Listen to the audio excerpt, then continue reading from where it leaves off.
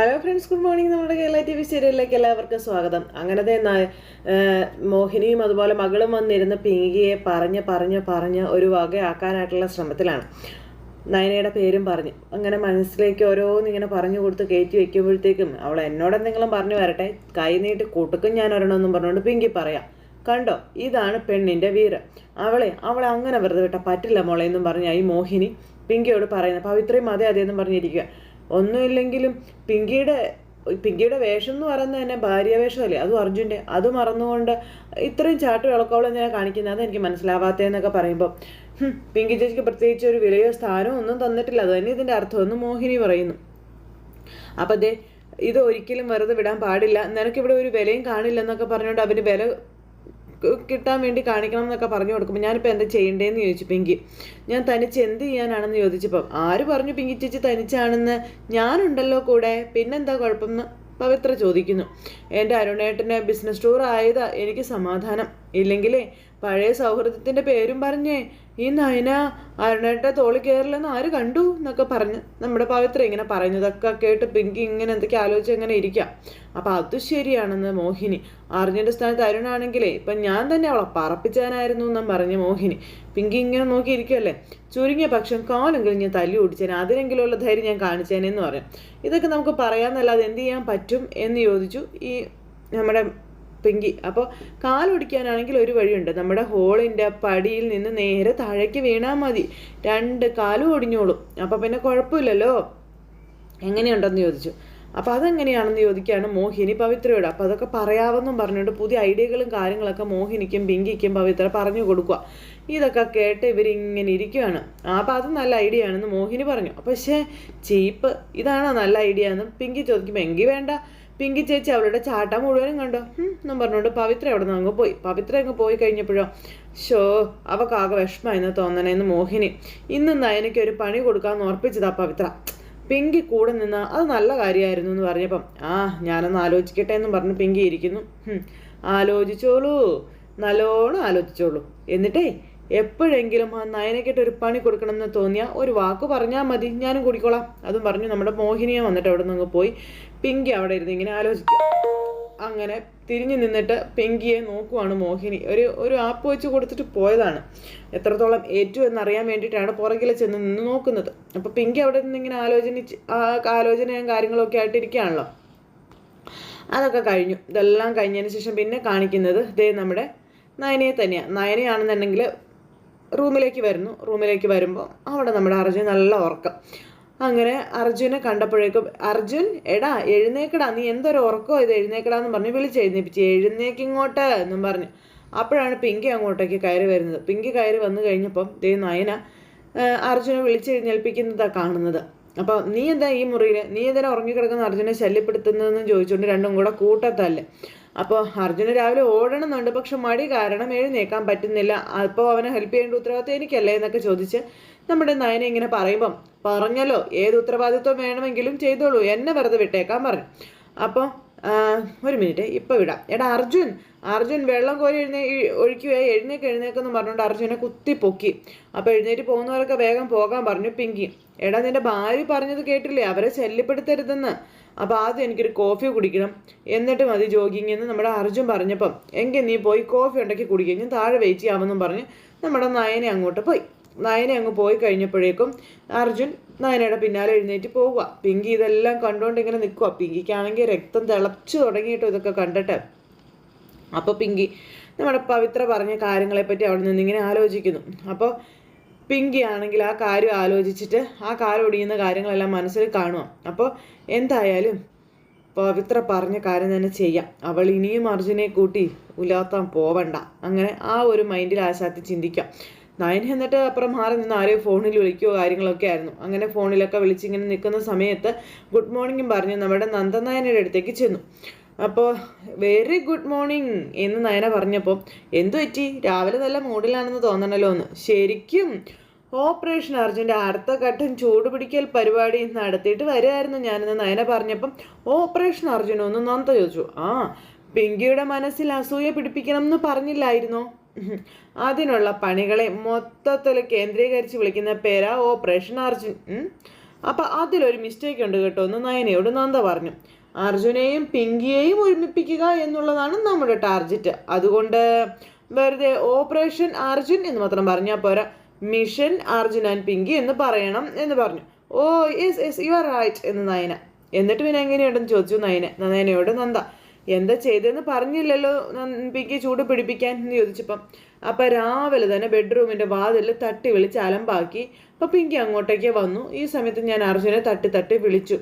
അപ്പം അത്രയ്ക്കൊക്കെ പോണായിരുന്നു നയന, അത് ഇച്ചിരി കൂടിപ്പോയില്ലേ എന്നൊരു സംശയം. എന്തൊക്കെയായാലും ബെഡ്റൂം എന്നൊക്കെ പറയുന്നത് ഭാര്യയുടെയും ഭർത്താവിൻ്റെയും സ്വകാര്യതയല്ലേ, അവിടേക്ക് കടന്നു കയറി ആക്രമിക്കുക എന്നൊക്കെ പറയുന്നത് അതത്ര ശരിയാണോ എന്ന് നന്ദ ചോദിച്ചു. അല്ലാന്നാട്ടോ എൻ്റെ ഒരു അഭിപ്രായം എന്ന് പറഞ്ഞപ്പം. അങ്ങനെ പൊളിറ്റിക്കൽ കറക്ഷൻസ് ഒന്നും നോക്കല്ലേ എൻ്റെ നന്ദ. പിന്നെ ഒരു കാര്യം നമുക്ക് വർക്കൗട്ട് ചെയ്തെടുക്കാനായിട്ട് പറ്റില്ല കേട്ടോ. കേട്ടിട്ടില്ലേ, പ്രണയത്തിലും യുദ്ധത്തിലും നിയമങ്ങളില്ല എന്നുള്ളത്. അപ്പം പ്രണയത്തിനോ? അതിന് ഇവിടെ പ്രണയം എന്ന് നന്ദ ചോദിച്ചപ്പം പ്രണയത്തിലും യുദ്ധത്തിലും നമുക്കിവിടെ യുദ്ധം മാത്രം എടുത്താൽ മതി. ഇതൊരു യുദ്ധം തന്നെയാണല്ലോ, പിങ്കിയുടെ ആറ്റിറ്റ്യൂഡിനെതിരെയുള്ള യുദ്ധം. അവിടെ നിയമങ്ങൾ വേണ്ടെന്നാ പറഞ്ഞത്. ഓ ശരി ആയിക്കോട്ടെ. എന്തായാലും ഒരു കാര്യം ഞാൻ ഒരിക്കൽ കൂടി പറയുക, എന്ത് ചെയ്തിട്ടാണെങ്കിലും അവരെ ഒരുമിപ്പിക്കുക എന്നുള്ളതാണ് നമ്മുടെ ലക്ഷ്യം എന്ന് നന്ദ പറഞ്ഞപ്പോൾ നമ്മൾ നയന് തലയായിട്ടോ. പരസ്പരമുള്ള ശത്രുത കൂട്ടുന്ന രീതിയിലൊന്നും ചെയ്യരുത് എന്ന് പറഞ്ഞപ്പോൾ ഒരിക്കലും ഇല്ല, ഇതൊക്കെ വേറൊരു ഫണ്ട് മാത്രമല്ലേ.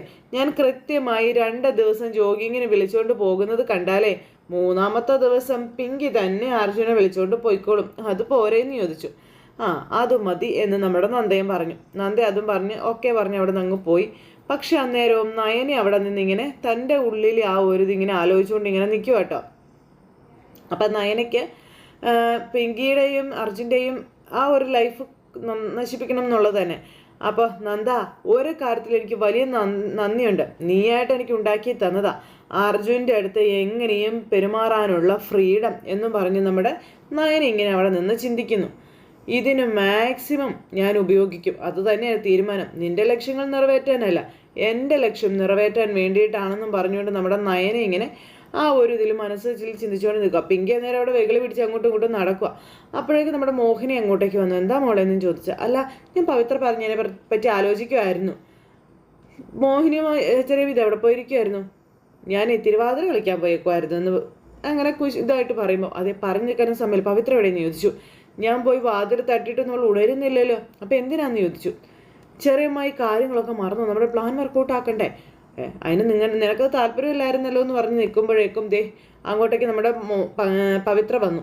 അപ്പോൾ എന്താ പിങ്കി ചേച്ചി എന്തിനാ എന്നെ അന്വേഷിച്ചതെന്ന് ചോദിച്ചുകൊണ്ട് ആ പവിത്ര വരുന്നത്. നീയും ചെറിയമായും കൂടി ഇന്നലെ ഒരു ഐഡിയ പറഞ്ഞില്ലായിരുന്നോ, അതിങ്ങനെ നടപ്പാക്കാൻ പറ്റുമോ എന്ന് അറിയാൻ വേണ്ടിയിട്ടാണെന്നും പറഞ്ഞുകൊണ്ട് ഇങ്ങനെ പറഞ്ഞപ്പം എന്ത് പ്ലാനാണെന്ന് ചോദിച്ചു. അപ്പോൾ നമ്മുടെ സ്റ്റെപ്പിൻ്റെ കാര്യം പറഞ്ഞു. അപ്പോൾ അത് ചേച്ചിക്ക് ഇഷ്ടപ്പെട്ടില്ലായിരുന്നല്ലോ എന്ന് പറഞ്ഞപ്പോൾ എന്ത് കുന്തമായാലും വേണ്ടില്ല, അതൊന്ന് ചെയ്യണം. അവൾ രാവിലെ മുറിയിൽ വന്ന് അർജുനെ വിളിച്ച് എഴുന്നേൽപ്പിച്ചിരിക്കുക ജോഗിങ്ങിന് പോകാനായിട്ട്. എന്നിട്ട് അവർ പോയോ? ഇല്ല, അർജുൻ കോഫി കുടിച്ചിട്ടേ പോവുള്ളെന്ന്. അർജുൻ റെഡിയാകാൻ പോയിട്ടുണ്ട്, അതിനു മുമ്പ് നമുക്ക് എന്തെങ്കിലും ഒന്ന് ചെയ്യണമെന്നും പറഞ്ഞുകൊണ്ട് പിങ്കി പറയാം. അപ്പം ശരി, എന്തെങ്കിലും ചെയ്യാമെന്നും പറഞ്ഞുകൊണ്ട് ഇങ്ങനെ നമ്മുടെ മോഹിനിയും പറഞ്ഞു. പിങ്കി ആ ഒരു പ്രതീക്ഷയിൽ ഇങ്ങനെ അവിടെ നിൽക്കുക. എന്തായാലും പിങ്കിയും അതുപോലെ പവിത്രയും ഒക്കെ കൂടെ ആ ഒരു കാര്യത്തിന് അങ്ങ് ഇറങ്ങി പുറപ്പെടുവാണ് നമ്മുടെ നയനയെ സ്റ്റെപ്പിൽ നിന്ന് വീഴ്ത്താനായിട്ട്. അപ്പോൾ പിങ്കി പവിത്രയെ പറഞ്ഞു വിടുന്നത്.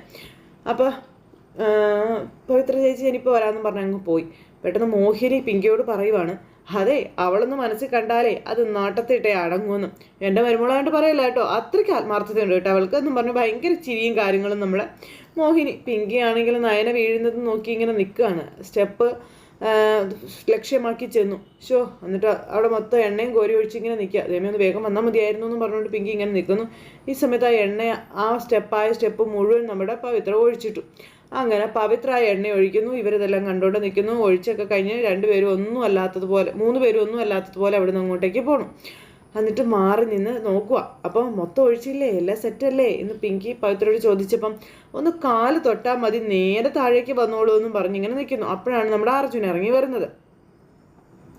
അപ്പോൾ അർജുൻ അങ്ങോട്ടേക്ക് വന്നപ്പോഴത്തേക്കും ഇവർ ഭയങ്കര ടെൻഷനായി. ദൈവമേ അർജുനായിട്ട് എല്ലാം കുളവായല്ലോ എന്നും പറഞ്ഞുകൊണ്ട് ഇങ്ങനെ നിൽക്കും അവിടെ. അപ്പോൾ അങ്ങോട്ടേക്ക് നമ്മുടെ അർജുനെ കണ്ടതും പിങ്കിയുടെ തല മരച്ച് നിൽക്കുവാണ്. ഇതെന്താ നിങ്ങളെല്ലാവരും കൂടി ഇവിടെ വന്ന് നിൽക്കുന്നേ എന്ന് അർജുൻ ചോദിച്ചു.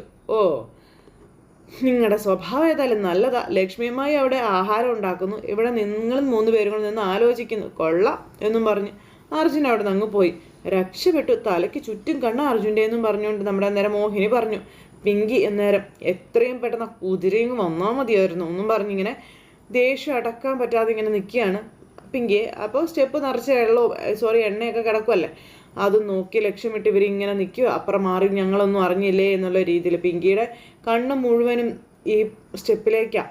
അപ്പോൾ അങ്ങനെ ആ ഒരു ഇതിൽ പിങ്കി അവിടെ നിൽക്കുമ്പോൾ അപ്പുറം മാറി മോഹിനിയും പവിത്രയും കൂടെ നിൽക്കുന്നു. ഇവളെന്താ വരാതെ, ഇവളിത് എന്താ ആലോചിച്ചുകൊണ്ട് നിൽക്കുവാണെന്നൊക്കെ പവിത്ര ഇങ്ങനെ അങ്ങനെ ആ ഒരു ഇതിൽ ഇങ്ങനെ നമ്മുടെ നയന ഇറങ്ങി വന്ന് പകുതി നിൽക്കുക. അപ്പോൾ നയന ഇറങ്ങി വന്നിട്ട് പകുതി നിന്നു. അപ്പം ഒന്ന് വിളിച്ച് നോക്കാം എന്ന് പറഞ്ഞിട്ട് പകുതി സ്റ്റെപ്പിൽ വന്നിട്ട് അർജുൻ അർജുൻ എന്ന് പറഞ്ഞ് വിളിക്കുന്നു. അപ്പം ഞാൻ ഇവിടെ നിൽപ്പുണ്ട് എന്ന് അർജുൻ പറഞ്ഞങ്ങ് വന്നു. നീ അവിടെ നിൽക്കായിരുന്നോ, നീ എവിടെയൊന്ന് സംശയം തോന്നിയതുകൊണ്ട് വിളിച്ചതാണെന്നും പറഞ്ഞ് ഇങ്ങനെ നമ്മുടെ നയന പറഞ്ഞു. അപ്പം നീ ഇങ്ങനെ ഇറങ്ങി വാ എന്ന് പറഞ്ഞപ്പം യെസ് മാൻ ആൻ കമ്മിങ് എന്നും പറഞ്ഞ് ദേ നമ്മുടെ നയന ഇറങ്ങി വരികയും ആ എണ്ണയിൽ തട്ടി ഉരുണ്ട് പിടച്ച് ദേ കിടക്കുന്നു. അതും നമ്മുടെ അർജുൻ്റെ ദേഹത്തേക്ക് 2 പേരും കൂടി കെട്ടിമറിഞ്ഞ് പിങ്കിയുടെ കൺമുന്നിലായിപ്പോയി. അങ്ങനെ വെളുക്കാൻ തേച്ചത് പാണ്ടായെന്ന് പറയാമല്ലോ എന്നും പറഞ്ഞുകൊണ്ട് 3 എണ്ണങ്ങളും അവിടെ നിൽക്കുക. അർജുൻ്റെ ദേഹത്തേക്ക് വന്ന് വീണ്ടും നയന. അപ്പോഴത്തേക്കും മോഹിനി ഓടി വന്നിട്ട് എന്താ ഇവിടെ നടക്കുന്നത്, എന്താ ഈ നടക്കുന്നത്, തറവാട് മുടിക്കുമല്ലോ എന്ന് പറഞ്ഞുകൊണ്ട് മോഹിനി ഭയങ്കര ദേഷ്യപ്പെട്ട് പിടിച്ച് വലിച്ച് എഴുന്നേൽപ്പിച്ചു നയനയെ. അപ്പോൾ എന്തൊക്കെയാണ് ഇവിടെ നടക്കുന്നേ എന്ന് ചോദിച്ചാൽ മോഹിനി ദേഷ്യപ്പെട്ടു. അപ്പോൾ എന്ത് നടക്കുന്നു എന്ന് നയന ചോദിച്ചു. വേണ്ട, എന്നെക്കൊണ്ടൊന്നും അധികമൊന്നും പറയിപ്പിക്കരുത്, ഒന്ന് വീണെന്ന് വെച്ചത് കിടക്കുവാണെന്ന് ചോദിച്ചു. അത് പിന്നെ വീണതല്ലേ അമ്മായി, ഇവൾ എൻ്റെ മീതയായി പോയതാണെന്നും പറഞ്ഞു നമ്മുടെ അർജുൻ ഇങ്ങനെ പറഞ്ഞു. പിങ്കി ഇതൊക്കെ കണ്ട് കണ്ണും തുറച്ച് പല്ലുറുമി ഇങ്ങനെ നിൽക്കുക. വേഗം എഴുന്നേക്കേണ്ടതിന് പകരം പശ വെച്ചൊട്ടിച്ചതുപോലെ അവിടെ തന്നെ കിടക്കുക, കഷ്ടം എന്നും പറഞ്ഞുകൊണ്ട് പവിത്രയും പറഞ്ഞു. നയനയ്ക്കാണെന്നുണ്ടെങ്കിൽ അന്നേരത്തേക്കും ഇത് സന്തോഷത്തിൻ്റെ ആ ഒരു സമയം. അപ്പോഴേക്കും നന്ദ ഓടി വന്നു. എന്താ പറ്റിയെന്ന് ചോദിച്ച്. അപ്പം നയനയൊന്ന് വീണതാ നന്ദേ. അയ്യോ, എന്നിട്ട് എന്തെങ്കിലും പറ്റിയോ എന്ന് ചോദിച്ചു. എന്തോന്ന് പറ്റാനാ, അർജുൻ്റെ നെഞ്ചത്തോട്ടാ അലച്ചതല്ലേ വീണത്, അവനെന്തെങ്കിലും പറ്റിയാലേ ഉള്ളൂ എന്നും പറഞ്ഞുകൊണ്ട് ഇങ്ങനെ പറയുമ്പോൾ നമ്മുടെ നന്ദ ഇങ്ങനെ മൊത്തത്തിൽ ഇങ്ങനെ നോക്കുക കേട്ടോ. അപ്പോൾ നന്ദയ്ക്കും ഒന്നും മനസ്സിലാകുന്നില്ല ഇത് എന്താ ഇതെന്ന് ഓർത്ത്. അപ്പോഴത്തേക്ക് നമ്മുടെ പുള്ളിക്കാരുടെ കാലിന് വല്ലാണ്ടായി. അപ്പോൾ നയന കാലിന് വേദനയുണ്ടോ എന്ന് ചോദിച്ചു. അപ്പോൾ കാലിനൊരു വേദന പോലെ എന്ന് നയന. വാ നമുക്ക് നോക്കാമെന്ന് പറഞ്ഞ് നന്ദ നയനയെ കൂട്ടിക്കൊണ്ട് അങ്ങ് പോയി. അവർ 2 പേരും കൂടെ അങ്ങ് പോയി കഴിഞ്ഞപ്പോഴത്തേക്കും വേറൊരു അഭ്യാസം നീ താഴെ നിന്നതുകൊണ്ട് വീണതാണെന്ന് എനിക്ക് തോന്നുന്നു എന്നൊക്കെ പറഞ്ഞപ്പോൾ എന്തൊക്കെയമ്മ ഈ വിളിച്ചു പറഞ്ഞു, അവിടെ കാല് സ്ലിപ്പായി പോയത് ഞാൻ കണ്ടല്ലേ എന്ന് അർജുൻ മോഹിനിയോട് പറയാം. വെറുതെ ആവശ്യമില്ലാതെ ഓരോന്ന് പറഞ്ഞോളൂ എന്ന് പറഞ്ഞു അവിടെ അർജുൻ അങ്ങ് കയറിപ്പോയി. ഈ നമ്പറൊക്കെ ഞാൻ അത്ര കണ്ടിരിക്കുന്നു എന്നും പറഞ്ഞുകൊണ്ട് നമ്മുടെ മോഹിനി അന്നേരം പറയാം. ഇത് കഴിഞ്ഞ് പിങ്കിക്ക് എല്ലാം നഷ്ടപ്പെട്ടു, പിങ്കി പെരുവഴിയിലായ ലക്ഷണമാണ്. അത് കഴിഞ്ഞ് പിങ്കി ഇങ്ങനെ ദേഷ്യപ്പെട്ട് നിൽക്കുമ്പോൾ പിങ്കിയുടെ അടുത്തേക്ക് മോഹിനിയും പവിത്രയും ചെന്നു. ഇത് പൂർവശീശാബ് ഉപകാരമെന്ന് പറഞ്ഞതുപോലെ ആയല്ലോ മോളെ കാര്യങ്ങളെന്ന് മോഹിനി പറയുമ്പം എന്ന് പറഞ്ഞാൽ എന്താ അമ്മയെന്ന് ചോദിച്ചു പവിത്ര. അപ്പം നാശത്തിനായിട്ട് ചെയ്തത് അവർക്ക് നന്നായി വന്നു എന്ന് അർജുനും നയനയ്ക്കും. അതെ അർജുനേട്ടൻ്റെ കൂടെ നയന ജോഗിങ്ങിന് പോകുന്ന തടയാൻ വേണ്ടി ചെയ്തതാ, പക്ഷേ ഇപ്പോൾ ഫലത്തിൽ അവർ ഇണക്കുരുവികളെ പോലെ ആയി എന്നൊക്കെ പറഞ്ഞു. ഇണക്കുരുവികൾ, നീ എൻ്റെ വായിന്നൊന്നും കേൾക്കാതെ പവിത്രേ എന്നും പറഞ്ഞു പിങ്കി ദേഷ്യപ്പെടുന്നു. അല്ല നിനക്കെന്താ ഇത്ര ദേഷ്യം പിങ്കി, അർജുൻ ഡിവോഴ്സായി പോകുന്നതാണ് നല്ലതെന്ന് പറഞ്ഞുകൊണ്ടിരുന്ന ആളല്ലേ നീ, പിന്നെ എന്താ നിനക്ക് ഇത്ര ദേഷ്യം എന്ന് മോഹിനി പിങ്കിയോട് ചോദിക്കാം. അല്ല അമ്മ ചോദിച്ചത് ന്യായം തന്നെയല്ലേ, ചേച്ചി എന്തൊന്നും പറയാത്തതെന്ന് പവിത്ര ചോദിച്ചു. ഭർത്താവിനോട് സ്നേഹമുള്ള ഭാര്യമാർക്ക് ഇത്ര കുശുമ്പൊക്കെ തോന്നും. അല്ല ഇതിപ്പോൾ പിങ്കിക്ക് അങ്ങനെയൊക്കെ തോന്നുമോ, തോന്നേണ്ട കാര്യമുണ്ടോ, എനിക്ക് ഇഷ്ടമല്ല എന്ന് പറഞ്ഞ് ദേവി വീണ്ടും പറയുന്നു നമ്മുടെ പിങ്കി. അത് പറയുമ്പോൾ ഇവരിങ്ങനെ നോക്കാം, ഞാൻ അയാളുടെ ഭാര്യ ആയിരുന്നല്ലോ, അല്ല നിയമപ്രകാരം ഇപ്പോഴും ഭാര്യ തന്നെയാ. എന്നെ നോക്കുകുത്തിയാക്കി നിർത്തിക്കൊണ്ട് നയന തുള്ളിച്ചാടുന്നത് എനിക്ക് അക്സെപ്റ്റ് ചെയ്യാൻ പറ്റില്ല, അത് എൻ്റെ ക്യാരക്ടറല്ലേ കളയുന്നത് എന്നും ചോദിച്ച് പിങ്കി ഇങ്ങനെ ചോദിക്കുമ്പോൾ ഇവരിങ്ങനെ നോക്കുക കേട്ടോ. അതങ്ങനെ ശരിയാകും എന്നുള്ള രീതിയിൽ. അപ്പോൾ അവൾക്ക് എന്ത് വേണമെങ്കിലും കാണിക്കാം, ആരുടെ ജീവിതത്തിലും കൈയിട്ട് വരാം, പക്ഷേ എൻ്റെയും അർജുൻ്റെയും ജീവിതത്തിൽ അത് വേണ്ട, അത് ഞാൻ തീരുമാനിച്ചു കഴിഞ്ഞു എന്ന് പിങ്കി തറപ്പിച്ച് പറയുന്നു. അപ്പോഴും ഇവരിങ്ങനെ നോക്കുക, ഇവരുടെ ജീവിതമോ അങ്ങനെയൊക്കെ ഉണ്ടോ എന്നൊക്കെ നമ്മുടെ പവിത്ര. പിങ്കി രണ്ടും കൽപ്പിച്ച് അവിടെ തന്നെ ഇങ്ങനെ നിൽക്കുന്നത്, നയനയെ മുച്ചൂടും മുടിക്കും എന്നുള്ള തീരുമാനത്തിൽ തന്നെ. ഇതെല്ലാം കഴിഞ്ഞതിന് ശേഷം പിന്നെയാണെന്നുണ്ടെങ്കിൽ ഇതേ നമ്മുടെ പിങ്കിയും അവരും പുതിയ പ്ലാനൊക്കെ ഒരുക്കി അവിടെ നിൽക്കുമ്പോൾ സുമംഗല ഇങ്ങനെ ഇരിക്കുന്നു. നയനയുടെ കാലിന് നല്ല വേദന, നന്ദയാണെന്നുണ്ടെങ്കിൽ ഇങ്ങനെ തിരുമ്മി കൊടുക്കുന്നുണ്ട്. ആ സമയത്ത് ലക്ഷ്മിയുണ്ട്. അപ്പോൾ കാലിന് ഭയങ്കര വേദന, എനിക്ക് ഓടാൻ വയ്യ അതൊക്കെ പറഞ്ഞ് നമ്മുടെ നയന ഇങ്ങനെ വേദന കടിച്ചു പിടിച്ചങ്ങനെ ഇരിക്കുന്നു. അപ്പം അങ്ങനെ പറഞ്ഞാൽ എങ്ങനെയാ മോളെ, കാല് നിലത്ത് കുത്തി നോക്കുക, ഉറപ്പിച്ച് കുത്തി നോക്കുക, എന്നാലേ വേദന ഉണ്ടോ എന്ന് അറിയാൻ പറ്റൂ എന്ന് പറഞ്ഞപ്പോൾ മൊത്തത്തിൽ വേദന ആൻറ്റി എന്ന് നയന. അപ്പം അങ്ങനെ പറഞ്ഞാൽ പറ്റില്ലല്ലോ, നോക്കട്ടെ, ഞാനൊന്ന് നോക്കട്ടെ എന്ന് പറഞ്ഞുകൊണ്ട് നമ്മുടെ നന്ദ നോക്കുന്നു. നയന കാലിങ്ങനെ അവിടെ വെച്ചേക്കല്ലേ. അപ്പോൾ അവിടെ നല്ല വേദന ഉണ്ടെന്നൊക്കെ പറഞ്ഞുകൊണ്ട് ഇങ്ങനെ നയന പറയുന്നു. അപ്പോൾ ചെറുതായിട്ടൊന്ന് ട്വിസ്റ്റ് ചെയ്തിട്ടുണ്ട്, ഇത്തിരി കുഴമ്പോ മറ്റോ ഇട്ടിട്ട് ഒഴിയുന്നതായിരിക്കും നല്ലതെന്ന് നന്ദ പറഞ്ഞു. ഒരു ദിവസം റെസ്റ്റ് എടുക്കാൻ പറഞ്ഞു. എന്നാലും എൻ്റെ നയനെ ഇത്രയും ശ്രദ്ധയില്ലാതെ പോയല്ലോ നിനക്ക്, കണ്ണ് മൂക്കയില്ലാതെയാണോ ഇങ്ങനെ സ്റ്റെയർകേഴ്സൊക്കെ ഇറങ്ങി വരുന്നതെന്ന് ചോദിച്ചപ്പോൾ അതെ ഞാനും ഓർത്തു ശ്രദ്ധക്കുറവിൻ്റെ ആണല്ലോ എന്ന്. നയനമോളെ, ദേ വീണ് കയ്യോ കാലോ ഒടിഞ്ഞിരുന്നെങ്കിൽ എന്ത് ചെയ്യുമായിരുന്നു എന്ന് ലക്ഷ്മി ചോദിക്കാം. പിന്നെ വല്ലതും പറഞ്ഞിട്ട് കാര്യമുണ്ട്, ഇതിവിടെ വല്ലതും നിൽക്കുമെന്നൊക്കെ ചോദിച്ചു. ഫ്രാക്ചർ വല്ലതും പറ്റിയിരുന്നെങ്കിൽ 3 മാസം പോയി കിട്ടിയേനെ, ഇതിപ്പോൾ ഉളുക്കിൽ നിന്നത് ഭാഗ്യം, അങ്ങനെ കരുതിയാൽ മതിയെന്ന് നമ്മുടെ നന്ദ പറഞ്ഞു. എല്ലാവരും എന്നെ ഇങ്ങനെ കുറ്റപ്പെടുത്തുന്ന എന്തിനാണെന്ന് ചോദിച്ചപ്പോൾ കുറ്റപ്പെടുത്തിയതല്ല, ശ്രദ്ധ വേണ്ടേ എന്ന് ചോദിച്ചെന്നേ ഉള്ളെന്ന് നന്ദ പറഞ്ഞു. അപ്പം ഞാൻ എത്ര ശ്രദ്ധിച്ചിട്ട് എന്താ കാര്യം, സ്റ്റെയർ തെന്നിക്കിടക്കുമായിരുന്നു. അതെങ്ങനെ ശരിയാകും?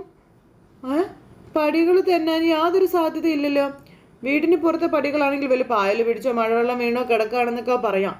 ഇവിടെ ഇപ്പോൾ വീടിനകത്ത് ഇതിനൊന്നും ഒരു സാധ്യതയില്ലല്ലോ എന്ന് സുമംഗല പറഞ്ഞപ്പം ഞാൻ എന്താ പിന്നെ മനഃപൂർവ്വം പടിയിൽ നിന്ന് വീടിനെന്ന് വെച്ച് വീണെന്നാണെന്നും നയന ചോദിച്ചു. മോളെ അങ്ങനെയല്ല എൻ്റെ ആൻറ്റി, ഞാൻ 100% തറപ്പിച്ച് പറയുക, ആ പടിയിൽ എന്തോ ഉണ്ടായിരുന്നു, അങ്ങനെ തന്നെ ഞാൻ വീണതെന്ന് പറഞ്ഞു. ഇവരിങ്ങനെ ഈ ഒരു കാര്യം പറഞ്ഞുകൊണ്ടിരിക്കുന്നിടത്ത് ഇന്നത്തെ കഥ അവസാനിച്ചു.